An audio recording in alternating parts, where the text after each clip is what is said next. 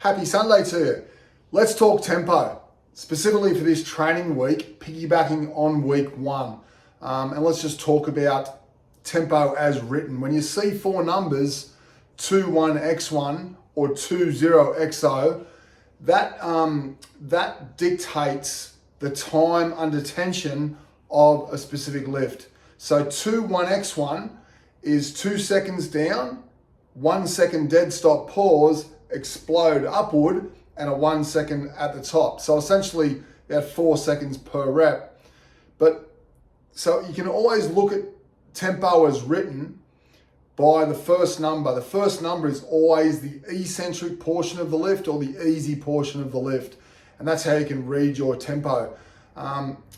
It is important. In this past week, we did deadlifting on Friday, and also on Saturday, we did bench press with a dead stop on the chest on the bench. It's a whole nother dynamic doing it that way. So please adhere to these tension principles week in, week out, and you'll find yourself that you're definitely going to get stronger if you do adhere to these principles.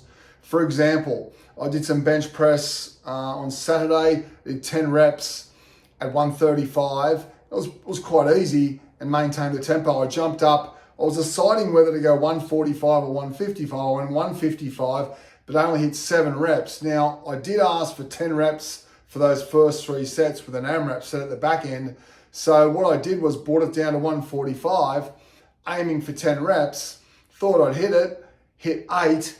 So then it'll just give me a good understanding next week to back off that for the first 2 sets.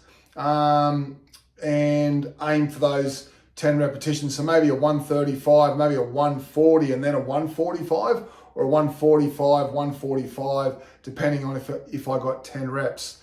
But it's really important, 2 seconds down, pause, dead stop, punch up, one second, and then back down again. And then on the AMRAP sets, it's 2 seconds down, 20xo. So that means there's no pause, top or bottom. So essentially it's a burnout set. We did it on the squat as well on Monday, deadlift on Friday, squat Tuesday, deadlift Friday, and then the bench on Saturdays. And it's going to be piggybacking again this week. So track your weights, maintain the tempo that you do on each lift, and then you can make some gains in the following week. And you're really going to see some great benefits in weeks to come for maintaining to this, the tension principles and the tempo principles.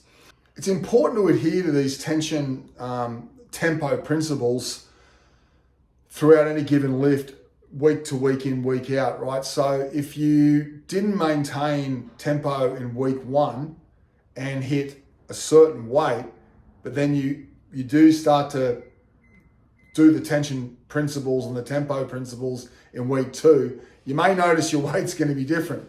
Specifically, if you weren't pausing on your chest doing the bench press or the deadlift on the dead stop, but this week you are. So just use week two if you weren't adhering strictly to the principles week one as your baseline for weeks to come. Okay. Essentially, the training is pretty consistent across the board from week one. There's not a lot of changes. The structure is the same. So hopefully enjoying it. Adhere to those tempo principles and you're going to get great strength gains from it. And let's rip in, have some fun this week, and I'll talk to you next Sunday. Cheers.